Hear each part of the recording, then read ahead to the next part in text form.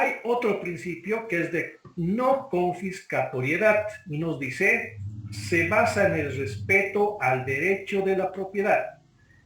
Y según el doctrinario Andreossi nos dice, para que un tributo sea constitucional y funcione como manifestación de soberanía, no debe constituir despojo.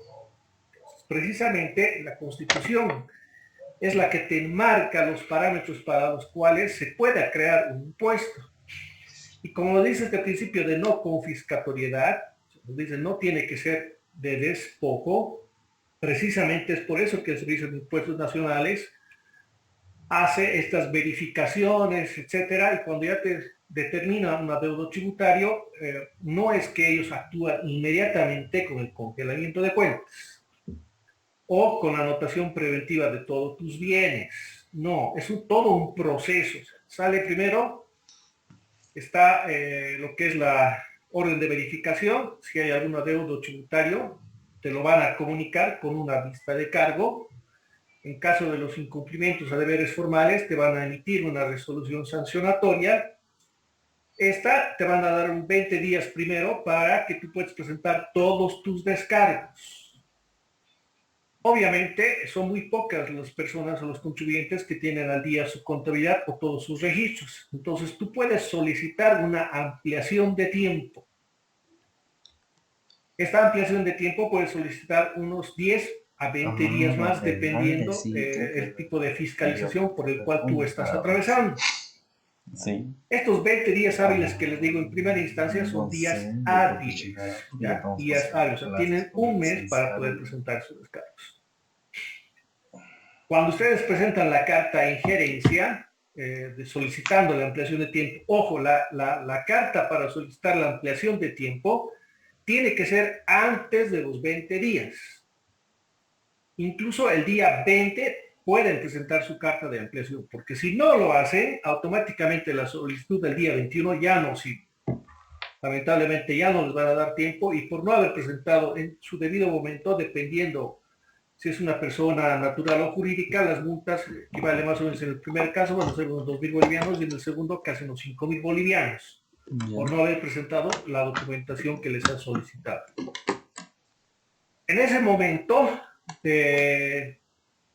la ampliación de tiempo no empieza a correr desde que tú has dejado la carta, sino el fiscalizador que está a cargo de este trámite te va a convocar a su oficina para que te notifique con la aceptación de la ampliación de tiempo. Hasta que pase más o menos eso, estamos hablando entre 5 a 8 días hábiles posteriores, o sea, casi 2 semanas más. Entonces, depende del funcionario si te va a asignar 10 o 20 días más adicionales para que presentes tus descargos. Si fueran 10 días, lo que normalmente te dan ellos por el tiempo que les demora la revisión, etcétera, estamos hablando de que tienen 2 semanas más para poder presentar los descargos. Entonces, prácticamente, entre lo que te notifica la ampliación de tiempo y la nueva presentación, estamos hablando de 2 meses para que tú puedas presentar todos tus descargos, que no los tengas a la mano. Cuando haces los descargos, el fiscalizador va a realizar su trabajo. Ya estamos hablando más o menos de alrededor de unos 3 meses a 4, exagerando, según la carga que tenga de trabajo el fiscalizador, y te va a llamar para comunicarte que ya tiene la resolución de la vista de cargo.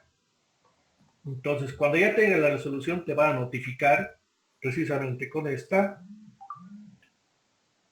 y tienes 20 días más para poder presentar otros pagos, o bien entres en una facilidad de pago o pagues el adeudo tributario.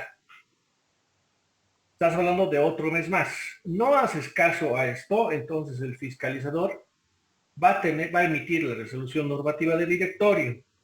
Esta resolución, la resolución determinativa, perdón. Esta resolución determinativa, tú sí la puedes impugnar. No así la vista de cargo o la resolución sancionatoria. Estos dos documentos no puedes impugnar. Solamente vas a impugnar la resolución determinativa. Pero ya de hecho, en la resolución determinativa, el monto del adeudo tributario ya ha subido según el porcentaje del transcurso del tiempo. tú haces caso omiso a esta resolución determinativa, entonces te van a pasar a coactivo tributario.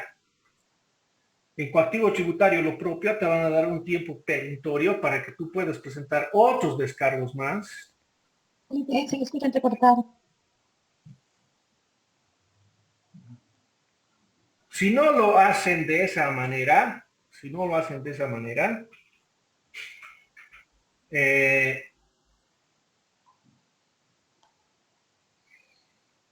un ratito, por favor.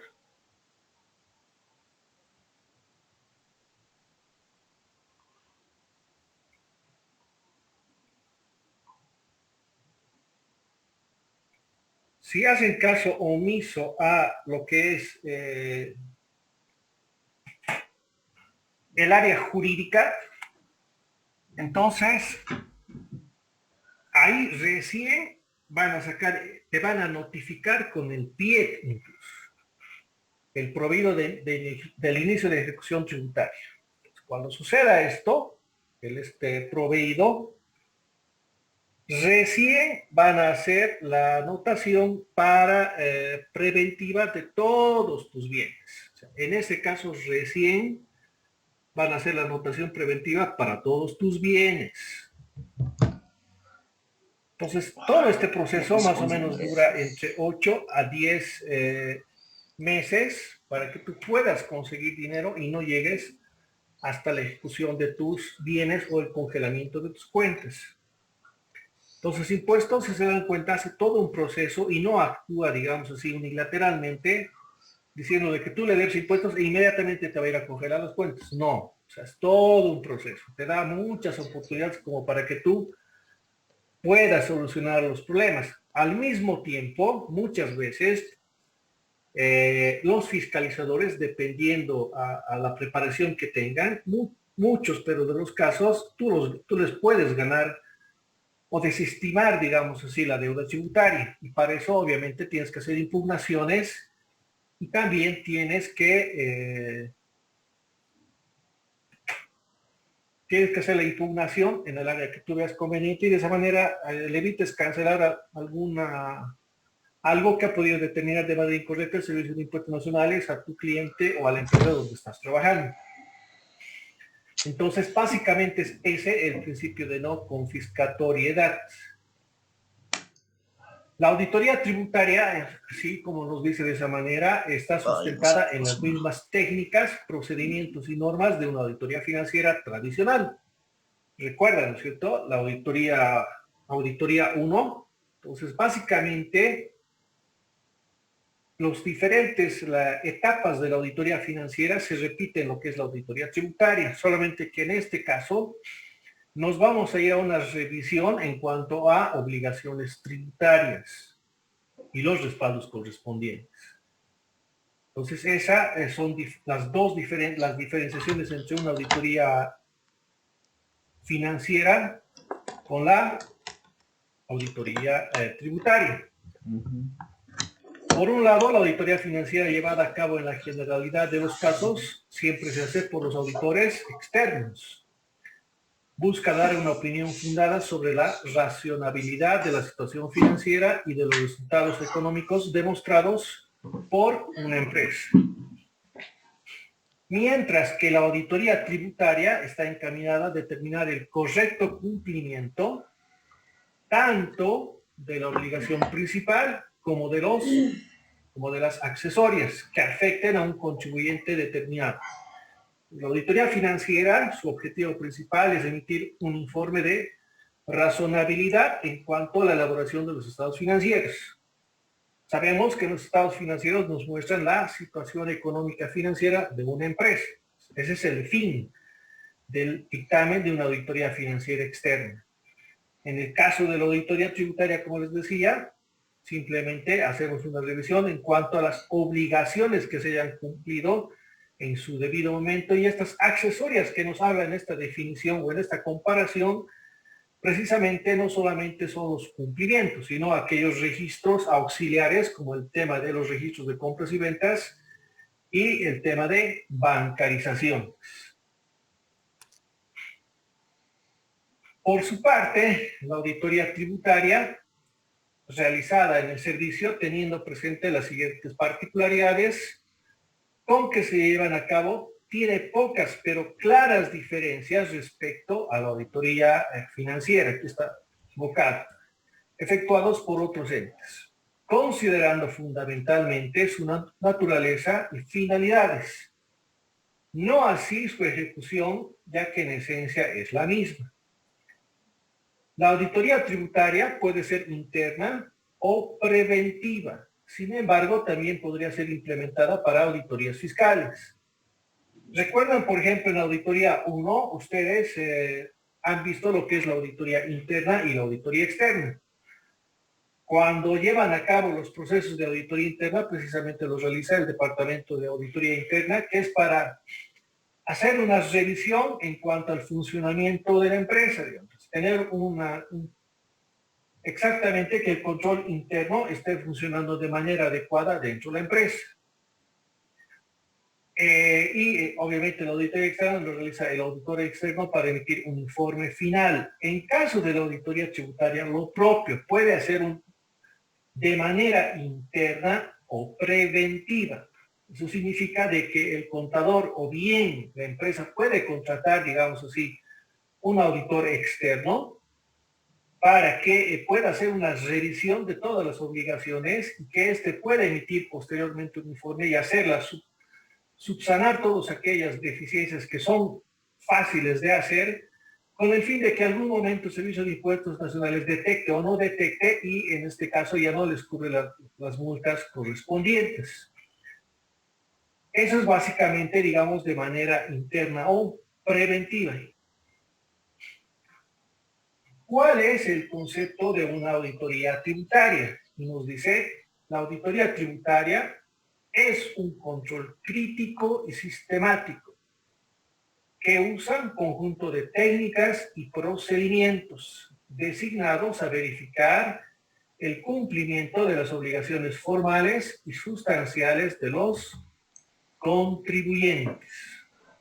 Se efectúa teniendo en cuenta las normas tributarias vigentes en el periodo a fiscalizar y los principios de contabilidad generalmente aceptados para establecer una conciliación entre los aspectos legales y contables y así determinar la base imponible y los tributos que afectan al contribuyente auditado. Entonces, cuando estamos hablando ya de un contribuyente auditado, su sinónimo de esto obviamente va a ser una fiscalización o una verificación, ¿no es cierto? No siempre va a ser una auditoría. Y nuevamente acá en este segundo párrafo, por ejemplo, nos está diciendo, ya nos habla del periodo a fiscalizar. ¿Por qué? Porque normalmente las fiscalizaciones, casi muy pocas, dependiendo de la situación del contribuyente, va a ser de toda la gestión una fiscalización integral. Casi siempre todas las fiscalizaciones, verificaciones internas o externas van a ir sobre 1, 2, 3, exagerando unas 7 o 10 facturas de un periodo, o sea, de un mes o de una gestión de diferentes meses, pero de ahí no va a pasar, digamos así. Entonces, básicamente es por eso que hablamos de un periodo a fiscalizar. Los contadores públicos, Pedro Yascara Ramos y la contadora Emma Álvarez Guadalupe, en su libro Auditoría, Fundamentos con un enfoque moderno, nos indica lo siguiente. La auditoría tributaria es el examen fiscalizador que realiza el auditor fiscal, en este caso un fiscalizador de servicios de impuestos nacionales, o independiente, si la empresa contrata a un contador público para que realice una auditoría, para determinar la veracidad de los resultados de operaciones y situación financiera declarados por la empresa o contribuyente a través de su información financiera u otros medios. Estos medios, ¿cuáles van a ser? El SIAT, precisamente donde registramos el registro de compras y ventas, el DaVinci, donde registramos el tema de los registros de bancarización, en la oficina virtual, los registros de las presentaciones de las declaraciones juradas. Nuevamente volvemos al SIAT, donde está registrado los registros de los estados financieros y asimismo el dictamen tributario externo de la gestión. Para Pascual Chávez, en su libro Auditoría Tributaria, precisa: la auditoría tributaria es un conjunto de principios y procedimientos destinados a establecer si han sido aplicados razonablemente las normas contables, si se han interpretado y aplicado correctamente las leyes tributarias que afectan a la empresa y si consecuentemente se han confeccionado correctamente las declaraciones de impuestos o de tributos. Aquí ya nos está hablando no solamente en cuanto a lo que es la aplicación de la contabilidad con las normas contables, sino también nos está hablando o hace más énfasis en las declaraciones de impuestos. Porque se supone que el resultado de las operaciones contables con los registros de estas notas fiscales contablemente nos van a derivar luego en una declaración jurada que sería el formulario 200 y 400, que son de presentación mensual, pero particularmente en el formulario 200, porque precisamente en este formulario es donde se registra todas las ventas, descuentos en compras, descuentos en ventas, bonificaciones, etcétera. Entonces, básicamente aquí es de esa manera que se tiene que registrar en el formulario 200. Anteriormente, cuando se hacían los registros en el libro de compras y ventas, te botaba la primera impresión del registro, cómo es que tenían que ir a las casillas del formulario 200 según el código y el monto. Entonces, lo único que tú hacías es agarrar eso y copiar el formulario 200 del sistema de impuestos nacionales. Hoy en día tú haces el registro de compras y ventas, pero no te bota a qué casilla tendrían que ir esos montos y tú tienes que tener los conocimientos para llegar al crédito fiscal y al débito fiscal que te lanza este formulario. Entonces, por otra parte, por eso te habla precisamente este autor sobre las declaraciones que están correctamente confeccionadas. Entonces nos dice: al efectuar la auditoría tributaria se verifican los estados financieros, los libros, los registros contables y toda documentación sustentatoria de las operaciones económicas y financieras de una empresa contribuyente, con la finalidad de determinar su situación tributaria a una fecha determinada. ¿Cuáles son los objetivos de la auditoría tributaria? ¿Qué es lo que busca la auditoría tributaria? ¿Para qué hacemos la auditoría tributaria? Por una parte nos dice determinar la veracidad de los resultados de la empresa, así como de la materia imponible. Establecer la fehaciencia de la contabilidad a través del análisis de los libros, registros, documentos y operaciones involucradas. Otro objetivo tenemos: estudiar la aplicación de las prácticas contables, sustentadas en los principios de contabilidad generalmente aceptados, para establecer diferencias temporales y o permanentes al conciliarlas con la legislación vigente en el ejercicio auditado. Otro de los objetivos de la auditoría tributaria es el de determinar el correcto y oportuno cumplimiento de sus obligaciones tributarias, porque si, por ejemplo, hay un contribuyente que no ha hecho en su determinado momento, de hecho ya van a tener multas por incumplimiento de deberes formales. Entonces es mejor hacer esos pagos antes que el Servicio de Impuestos Nacionales que vaya detectando, precisamente para evitar de que te catalogue como un mal comportamiento tributario. No es teoría, es práctica, el tema solo Otro de los objetivos es establecer si las bases imponibles, créditos, exenciones, franquicias, tasas e impuestos están debidamente determinados y de existir diferencias, proceder a efectuar el cobro de los tributos con los consecuentes recargos legales.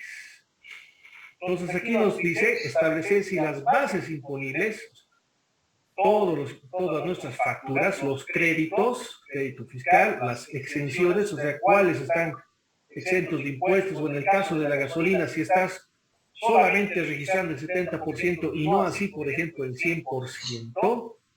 En el caso de las facturas de luz, cuando ya tenemos un monto total, pero solamente van a ver en ellas un monto que es válido para crédito fiscal, porque aquí también está inmerso las tasas de alumbrado público y de aseo, por ejemplo. Entonces, precisamente es establecer que estos montos sean debidamente trabajados para poder diferenciar el crédito fiscal o el débito fiscal. ¿Cómo tiene que ser un auditor tributario? Y aquí nos dice, debe ser un profesional que esté capacitado, no solo en aspectos técnicos y académicos, sino también en comportamiento personal. El auditor tributario, para desarrollar sus labores, debe reunir determinadas condiciones, las mismas que se pueden clasificar de la siguiente manera. ¿Cuáles son esas condiciones personales? Son los valores que caracterizan directamente a los profesionales y que en conjunto representan el valor intangible de cada uno de ellos. Para su comprensión y aplicación son, número uno, integridad. Consiste en evitar conflictos de intereses entre el auditor y la empresa, además de rectitud, justicia, severidad y firmeza, tanto en el ejercicio de sus funciones como fuera de ellas. Independencia de criterio, una condición esencial del auditor tributario es la independencia de criterio frente al resultado del trabajo que realiza. Debe expresar juicios imparciales considerando los fundamentos objetivos del caso auditado y no los subjetivos. En este caso, por ejemplo, en estos dos casos básicamente, es muy importante que ustedes como futuros profesionales, porque no se olviden que el día que ya tengan su título en Provisión Nacional en sus manos, ustedes ya son profesionales.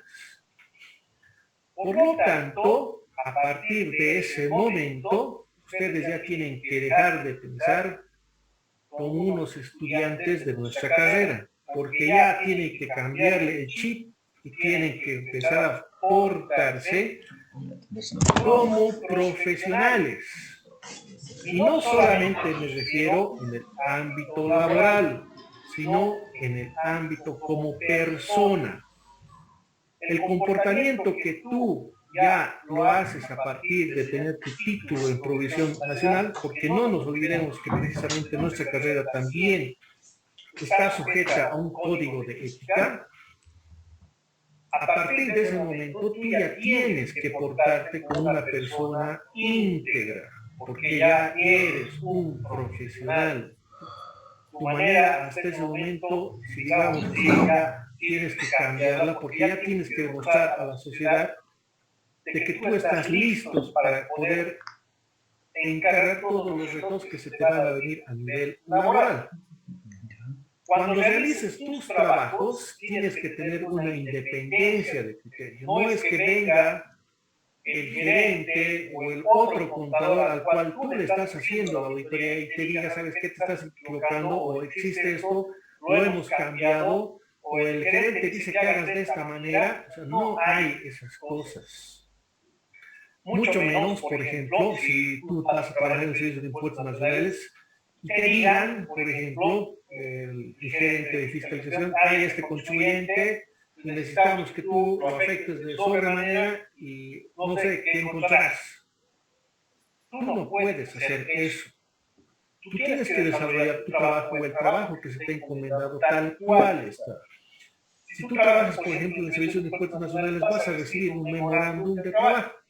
Y en ese memorándum de trabajo está explicado qué es lo que tienes que encontrar en cada contribuyente. Entonces, tú solamente haces tu trabajo y nada más. No tienes por qué hacer caso a terceras personas. Lo propio, en el otro lado, cuando te contratan en una empresa, mucho peor tienes que hacer caso al contador de la empresa, porque precisamente tú estás yendo a encontrar todos los errores de este señor pues no tendrías por qué hacerle caso. Tampoco hacía el gerente. ¿Por qué? Porque el informe que tú vas a poder desarrollar para la empresa es para la asamblea de socios, no es para el gerente. La asamblea de socios siempre va a estar por encima del gerente. Entonces, tu trabajo lo tienes que desarrollar de manera independiente. Otro de los valores muy importantes precisamente es el de la puntualidad. Y aquí, con este criterio profesional del auditor tributario, es donde vas a ganar muchos clientes cuando tú empieces a trabajar de manera independiente. Si tú hablas o dices algo en una hora o una fecha, es mejor que lo cumplas. Caso contrario, es mejor que digas que no vas a poder o no tener una comunicación o no fijar una fecha y una hora con la cual no quedes mal ante esa persona. Por respeto, además, no deberías hacer eso. Como les decía, ya en el momento, hay un micrófono encendido, por favor, ya en el momento de que ustedes agarran su título en nivel profesional, como les digo, cambian las cosas, ya no es lo mismo.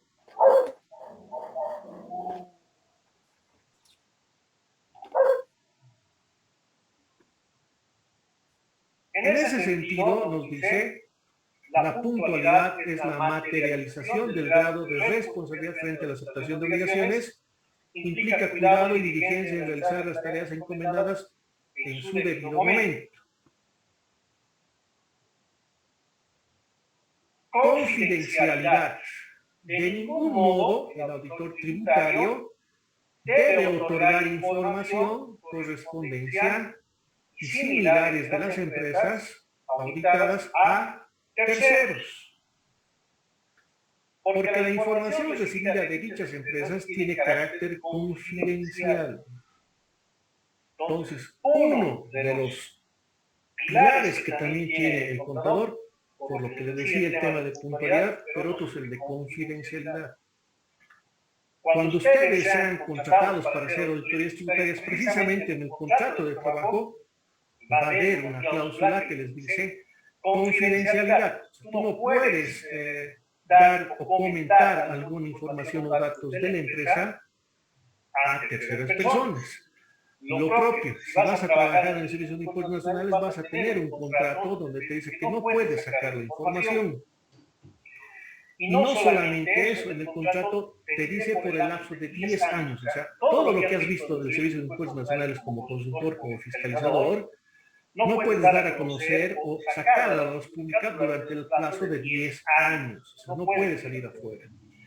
Precisamente ahí es donde recuerdan el caso de Nayar, por ejemplo, ¿no es cierto?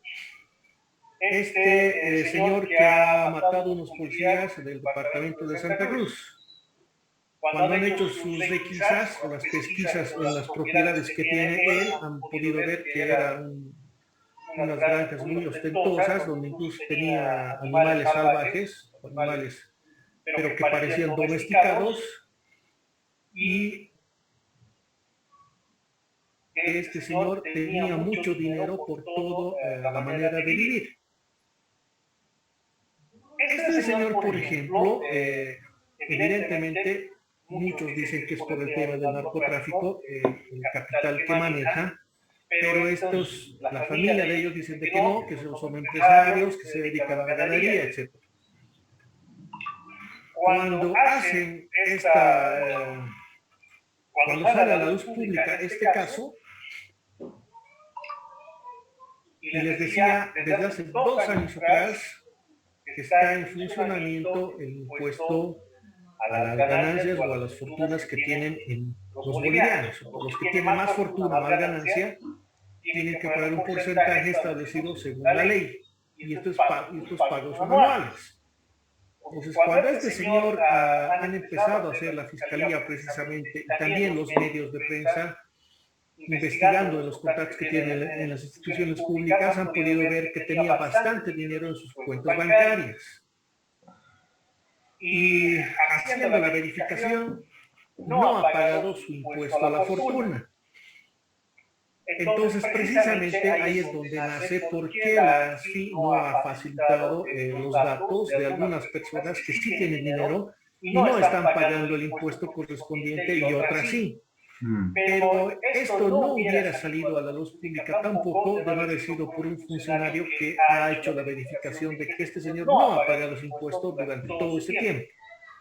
Entonces, ante este suceso, el Servicio de Impuestos Nacionales ha prohibido a todos los funcionarios a nivel nacional el uso de celulares dentro de sus instalaciones y de los USB.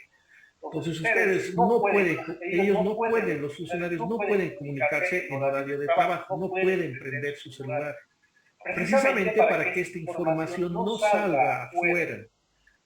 Eso es lo que te dice el principio de confidencialidad. No puedes dar a conocer ninguna información, ni como funcionario del Servicio de Impuestos Nacionales, y mucho menos como auditor tributario. Otro de los criterios que tiene que tener el auditor tributario te dice la habilidad y competencia. La habilidad está directamente relacionada con el grado de competencia, además del nivel de cultura que el auditor tributario debe adquirir para alcanzar un elevado desarrollo personal y profesional. Actualización permanente. La actualización debe ser permanente y continua, por ser fundamental para elevar su capacidad profesional, ya que la materia tributaria es altamente dinámica. Sin lugar a dudas, aquella persona, aquel profesional que quiere dedicarse a ser asesor tributario, perito tributario, etcétera, o sea, definitivamente tu área tributaria, tienes que estar constantemente capacitado a leer todas las normas, porque no solamente son decretos supremos, leyes, sino también las resoluciones normativas del directorio. ¿Ya? Normalmente todos los años son alrededor de 40 a 80 resoluciones normativas del directorio que emite el Servicio de Impuestos Nacionales, modificando ciertos impuestos, parámetros, fechas de vencimiento, etc. Entonces, tú tienes que tener toda esa información, o tienes que tener conocimiento de las más importantes. Precisamente ahí va el tema de la actualización permanente. Si tú no estás actualizado en esta área tributaria, lamentablemente con el pasar del tiempo no vas a saber dónde estás parado. Entonces eso para ti a nivel profesional ya te exige mucho más el que estés actualizado con toda la normativa tributaria vigente. ¿Cuáles son las técnicas de la auditoría? Las técnicas de la auditoría son recursos particulares de investigación que el auditor tributario realiza para la obtención de información. Vamos a utilizar la técnica de auditoría para obtener información.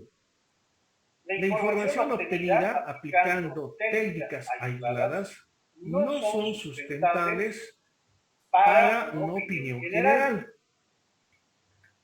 La clasificación de las técnicas de auditoría nos dice, considerando la diversidad de circunstancias en que el auditor realiza su trabajo y las diferentes condiciones en que operan las empresas, las técnicas de auditoría se pueden agrupar de la siguiente manera. Uno, vamos a tener lo que es el estudio general. Consiste en la evaluación en base al criterio profesional de las características propias de la empresa, para lograr una opinión preliminar de la situación tributaria de la misma en su condición de contribuyente y del contexto en que desarrolla las actividades. Generalmente, esta técnica es aplicada antes que otras, para que el auditor tributario pueda definir el uso de otros recursos. Otra técnica está la de análisis, y nos dice consiste en la descomposición del saldo o movimiento de una cuenta o partidas determinadas en sus diversos elementos para combinarlos e interrelacionarlos. Generalmente se aplica a segmentos o rubros genéricos de los estados financieros. Usualmente son de dos clases. Una que van a ser los análisis de saldos, después de establecer los cargos y abonos de determinadas cuentas que tienen sus respectivas compensaciones con los cargos y abonos de otras cuentas.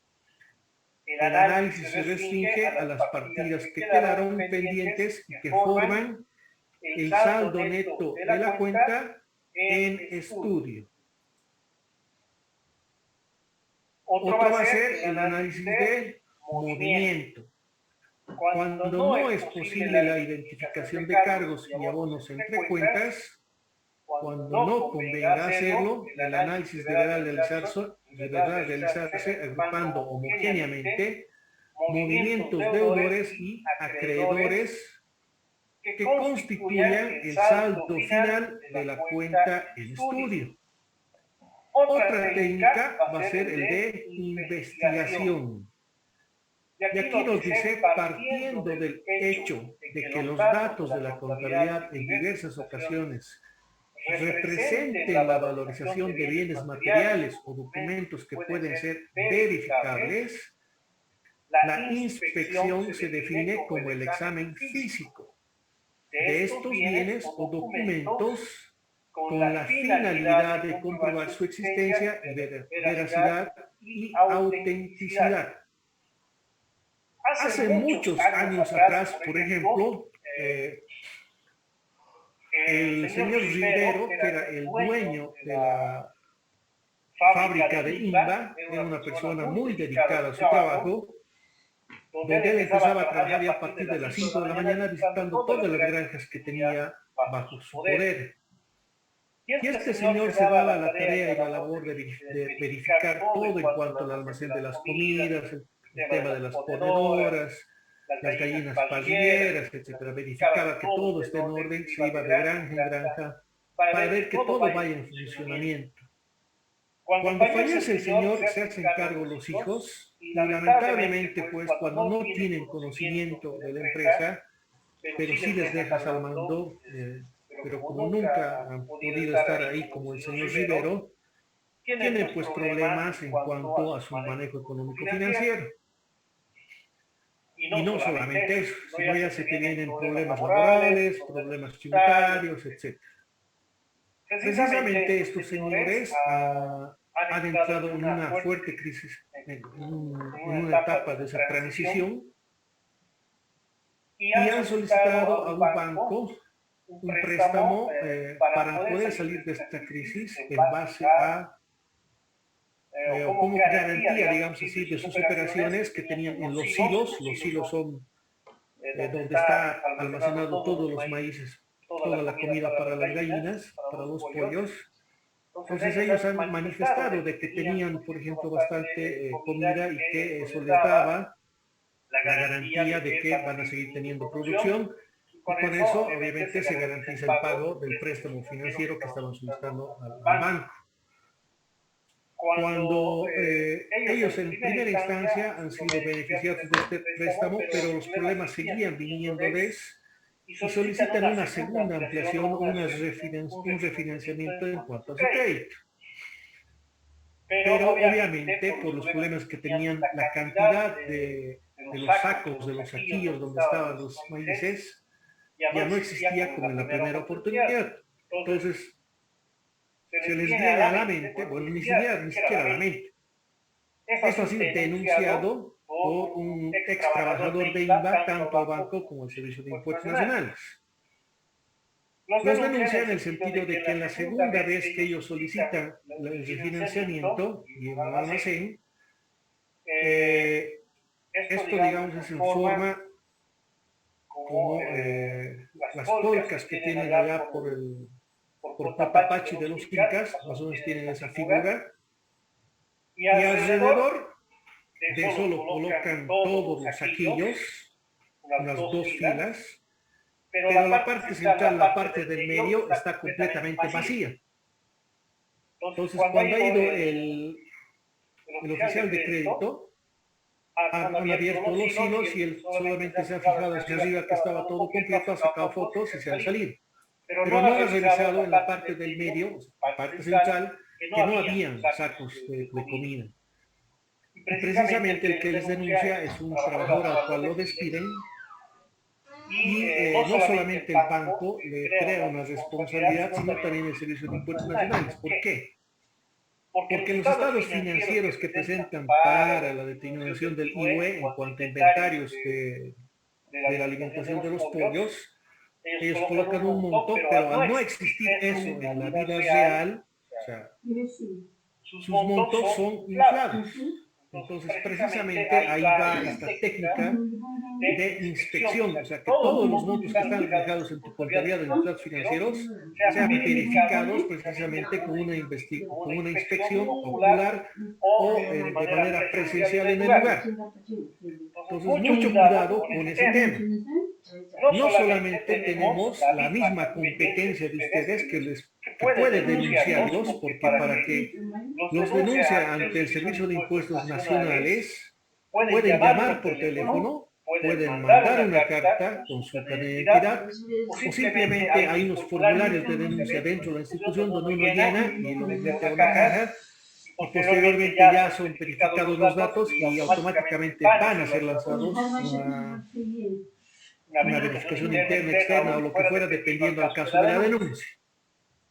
No solamente es la competencia, sino también sus propios trabajadores al cual en algún momento lo has tratado mal, ellos van a ser los primeros en ir a denunciarte. Entonces, como les digo, la denuncia hasta por teléfono te la pueden hacer y de mala fe, lamentablemente les puede perjudicar. Muchas veces, como les digo, tienen que tener bastante cuidado. El auditor, el contador que trabaja en la empresa, créanme que lleva una piedra bastante grande en la espalda. Porque sabe muchas cosas en muchos casos que nadie más sabe y no lo puede contar ni siquiera a la pareja, porque esta información se puede filtrar y son a veces casos muy delicados. De esa manera es que nosotros como auditores, imagínense un profesional, uno de ustedes, que a futuro abra su consultora y tenga 60 contribuyentes, o sea, 60 empresas. ¿Cómo va a ser su vida de pesada? Porque se le van a venir una y otra cosa y a veces hay algunos clientes, lamentablemente, que no entienden o no quieren entender, son más problemáticos. Entonces, muchas veces, con tal de, bueno, que te genera un ingreso, lo sigues manteniendo, pero lo más saludable es que yo les aconsejo, si hay personas problemáticas, mejor desháganse, porque los van a estresar de tal manera que los únicos perjudicados van a ser ustedes. Y ese estrés que te genera, no solamente en un trabajo de dependiente, sino de manera independiente, a veces incluso te trae consecuencias en tu propia familia o en tu propio hogar. En el caso de que tú seas soltero aún, vas a llegar de mal humor, vas a llegar a tratar mal a tus papás, cosa que no deberías hacerlo. En el caso de que ya seas casado, vas a empezar a tratar a tu pareja y a tus hijos. Entonces ustedes mismos tienen que aprender a diferenciar las cosas. Si bien en algún momento se nos puede ir como contadores o auditores tributarios o asesores alguna factura, quizás en el momento de typear algún dato en el registro y luego sale una fiscalización, señores, todo se puede corregir si tú las cosas las has hecho de manera correcta. Es un error que en el tema de registros obviamente te va a costar 118 bolivianos si fuera una personal y 350 si fuera una SRL, pero de ahí además no va a avanzar. ¿Entienden? Por lo tanto, su trabajo que no les influya en lo que significa su vida personal, su vida familiar. Cuando salgan o tengan problemas en su trabajo, déjenlos en su trabajo. Todos los problemas, aprendan a diferenciar las cosas. Los problemas de tu trabajo en tu trabajo, los problemas de tu casa en tu casa. Y si sales de tu trabajo y hasta que llegues a tu casa sigues enojado, mejor date unas 3 vueltas a la manzana y recién entra a tu casa. Porque no hay otra. Porque no es correcto que tu familia, que tus seres que están más cerca de ti tengan que pagar los platos rotos, algo que ni siquiera saben. Entonces, en ese sentido, ustedes también como profesionales tienen que saber diferenciar esas cosas. Otras de las técnicas, precisamente, también está lo que es el cruce de información. En este cruce de información nos dice consiste en la comprobación de las diversas partidas, operaciones, saldos, etcétera, mediante información proporcionada por terceros. Ojo, por terceros. Generalmente la empresa auditada solicita a los bancos, clientes y proveedores que estos confirmen los saldos de las cuentas de los activos y de los pasivos. Cuando te hagan una fiscalización del IUE, tú vas a llevar tus estados financieros, tus libros diarios, tus libros mayores. Obviamente estos tienen que estar empastados, como te dice el Código de Comercio, tienen que estar notariados, como te dice el Código de Comercio, no están, bueno, ya no hay una multa como antes existía, pero tienen que estar. Los saldos que reflejen en tus estados financieros, obviamente tienen que estar lo que está en tu balance de comprobación de sumas y saldos.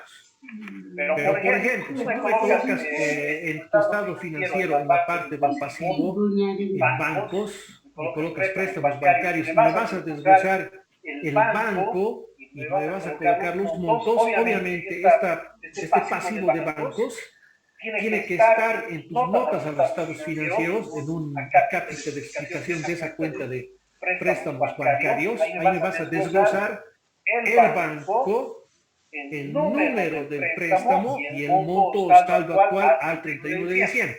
Entonces, cuando el fiscalizador te realiza, por ejemplo, este tipo de fiscalizaciones, va a solicitar al banco mediante la ASFI, porque no te olvides que por el secreto bancario el banco no puede dar una información a cualquier persona o a simple requerimiento, sino que el Servicio de Impuestos Nacionales mediante la gerencia va a solicitar a la ASFI que mediante una circularización o mediante un permiso especial el funcionario pida información a los bancos o le hagan llegar al funcionario los saldos de este contribuyente al 31 de diciembre. De esa manera es que ellos van a ir cotejando lo propio en cuanto a clientes y proveedores, por ejemplo, o cuentas por cobrar y cuentas por pagar. Tú en las notas a los estados financieros deberías colocar quiénes son los que te deben y los montos al 31 de diciembre. Entonces, de esa manera ellos van a solicitarte la dirección, el teléfono, el NID de la persona, lo van a ir a buscar e inmediatamente le van a solicitar la información. Porque no nos olvidemos que cuando hagan eso a nuestros clientes y a nuestros proveedores, si estos señores hacen caso omiso a la solicitud del Servicio de Impuestos Nacionales, igual ellos son pasibles a una sanción por no emitir la información correspondiente en ese tiempo determinado. Si estos, por ejemplo, tampoco tienen, al igual que usted, la información a la mano, pueden solicitar también ellos una ampliación de tiempo. Pues por eso es que el fiscalizador, cuando ustedes entren a trabajar al Servicio de Impuestos Nacionales como fiscalizadores, les van a entregar una carpeta, más o menos unos 40 casos por mes, y deben ser el trabajito de empezar a revisar uno por uno para ver cuáles de los casos contiene más requerimiento de documentación. Entonces vayan iniciando por esos, porque tienen que solicitar mediante el sistema el orden de requerimiento para la información, y si no hacen caso, entonces este contribuyente sí les hace caso, les va a pedir ampliación, y van a perder entre 2 a 3 meses simplemente para recabar la información. Si por ejemplo van a entrar en el mes de septiembre, en el tercer requerimiento, porque el primer requerimiento de consultores en líneas en el Servicio de Impuestos Nacionales es en el mes de febrero. En febrero se publica en el SICOES el requerimiento, y en el mes de marzo ya están empezando a trabajar, o fines de febrero. Entonces, digamos, ese es el primer ingreso de los consultores. Hay otro que es en el mes de junio, que salen las convocatorias, y se presentan en el mes de julio. Entonces, su contrato simplemente van a ser por 6 meses. La tercera es en el mes de agosto y precisamente empiezan a trabajar en el mes de septiembre. Estos últimos ya son contratados cuando definitivamente los casos están a punto de prescribir o existe bastante carga de trabajos. Entonces, el Servicio de Impuestos Nacionales tiene que contratar a otras personas más para de una vez colaborar a los fiscalizadores que tienen desde principios de año. Entonces, como estás entrando en el mes de septiembre, te quedan simplemente octubre, noviembre y diciembre, 3 meses para poder hacer fiscalizaciones. Entonces, ingresos e impuestos, inmediatamente tienes que empezar a notificar para que te traigan todos tus requerimientos o toda la información. Porque como les digo, entran en septiembre y va a tardar 2 meses para que les traigan los contribuyentes. Estamos hablando de octubre y noviembre. Cosa de que en el mes de diciembre tienes que hacer un trabajo maratónico para poder presentar la recaudación que tienes en tu contrato de trabajo. Entonces, ese es el mes donde prácticamente te vas a quedar a vivir en impuestos para poder culminar tu trabajo en ese tiempo que es muy corto. Entonces, precisamente, por eso les digo, si es que ustedes ingresan a trabajar en el Servicio de Impuestos Nacionales, analicen todos los casos y vean cuál realmente requiere, dediquen o denle más prioridad a esos. También, obviamente, en el tema de montos, cuáles son los más fuertes, también denle más prioridad a eso. ¿Por qué? Porque si, por ejemplo, su tope o lo que tienen que recaudar son 400.000 bolivianos, puede ser posible que en unos 8 o 10 o 12 contribuyentes sus deudas sean bastante altas. Con esos 8, 10 o 12, sumando todo, y quizás encuentren en el camino otras cositas más a las cuales se van a ir sumando, ya cumplan su expectativa de la recaudación. Entonces eso significa que los demás meses prácticamente van a estar tranquilos, no se van a preocupar de nada, pueden seguir nomás desarrollando su trabajo, seguir cobrando, pero ya de hecho ya han cubierto su expectativa del control de la recaudación, del monto de la recaudación para la cual han sido contratados. Entonces, ahí va la importancia de la técnica de esta auditoría tributaria, que es el cruce de informaciones. Ahora, obviamente, si se van a dedicar a hacer para el sector privado, así como auditores tributarios, entonces no hay mucha presión, ¿no? Hagan simplemente sus estados financieros, van a ver el extracto bancario de la cuenta, van a verificar que ese saldo sí corresponde o no corresponde, van a solicitar a sus clientes y a sus proveedores a la fecha determinada cuánto es su saldo. Entonces, como que es un poquito ya más liviano en este trabajo en esta área privada, pero sí tienen que hacer ese cruce de informaciones. Otra de las técnicas precisamente de la auditoría tributaria es la investigación. Y en este tema de investigación nos dice la información obtenida de los funcionarios y o empleados de las diferentes áreas de la empresa permitirá al auditor lograr mayores elementos de juicio para desarrollar su trabajo. Al igual que la auditoría financiera en el tema de investigación, recuerdan los cuestionarios, ¿no es cierto?, que se elaboraban para antes del inicio de la ejecución de la auditoría. Aquí para llegar a un monto determinado o verificar, digamos así, la función del área tributaria, por ejemplo, en el tema del departamento de ventas, en el departamento de almacenes o en el departamento de adquisiciones, etcétera, tiene que darse siempre una vueltita por todo el negocio o por todo el ente donde están realizando la auditoría. ¿Por qué? Porque ahí van a determinar cómo es el método de trabajo, cómo es que ellos trabajan y si realmente todos los documentos que se supone que deberían hacer funcionar los llenan de manera correcta y ven, digamos así, si los tributos, en el tema si por ejemplo han podido enviar fuera de plazo, por qué ha sido ese motivo, cuáles son los motivos para los cuales se retrasan. Puede ser que el de almacenes no haga llegar la documentación en su debido momento, que no informe, o si tienen una sucursal en el interior, a lo mejor no les está haciendo llegar en su momento. Entonces, ustedes les dan bastantes parámetros como para que vayan modificando las políticas de trabajo en esas empresas. Entonces, precisamente ahí va este tema o esta técnica de la investigación. Otro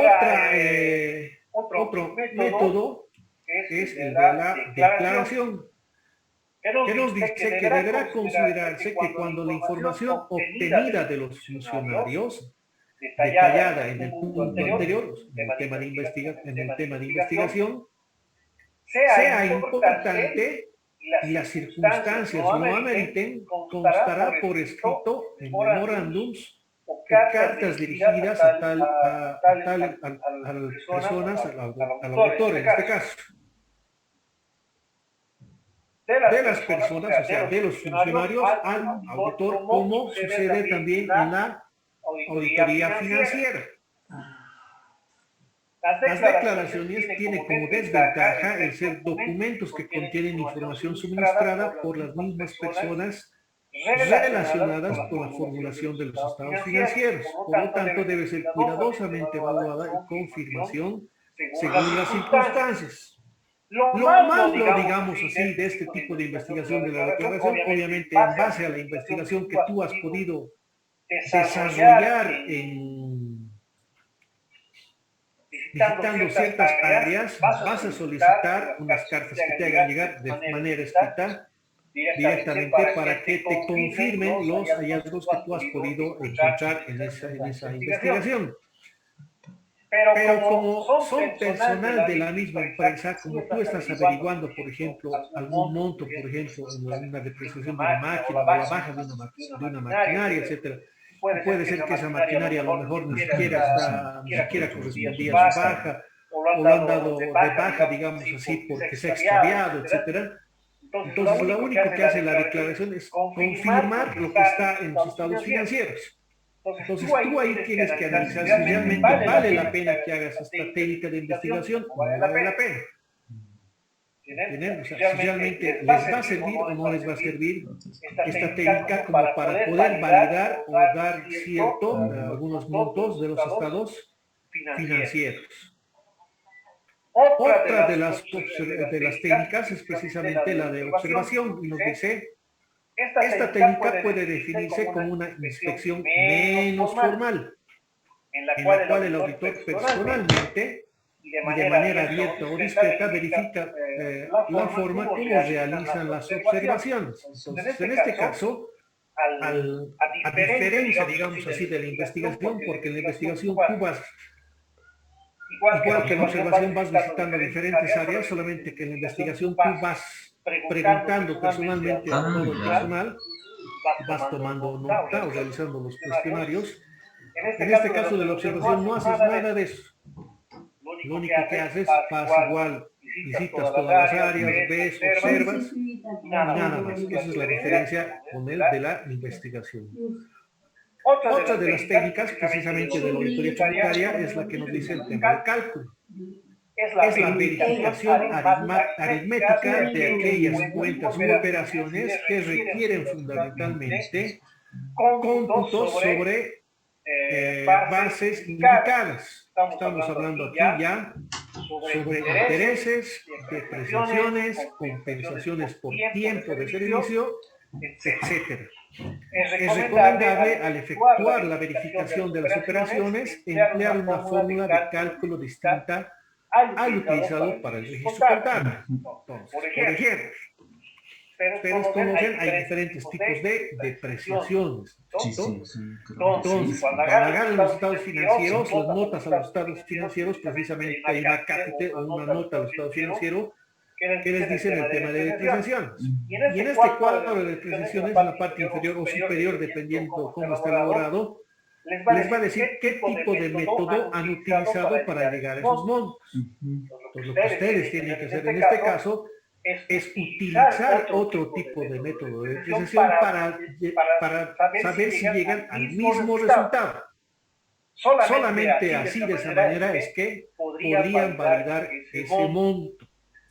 Lo propio en compensaciones por tiempo de servicios. En este caso, en el cálculo de compensaciones, por ejemplo, de vacaciones que no han sido tomadas y tú las has pagado en efectivo.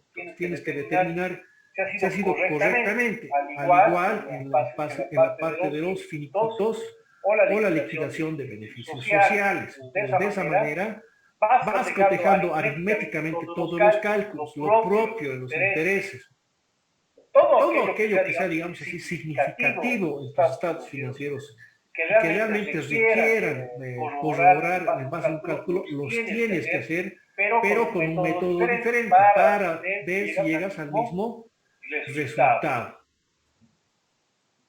Ujú. Sí entiendo esa parte. Recording stopped.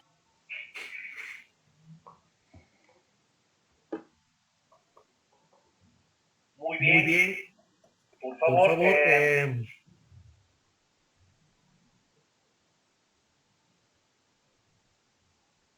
este momento tengo las 7 menos cuarto. Estamos en la diapositiva 21. Prácticamente es la mitad de todas las diapositivas. Nos vemos nuevamente a las 7:30. ¿Quieren verse más antes para terminar más antes la clase? Sí, dice. Más antes, por favor. Ya, tengo 7 menos cuarto. Nos vemos a las 7:10. Les estoy mandando el enlace. 7:15 comenzamos. Y así terminamos estas diapositivas que en este momento ya las voy a subir a clase.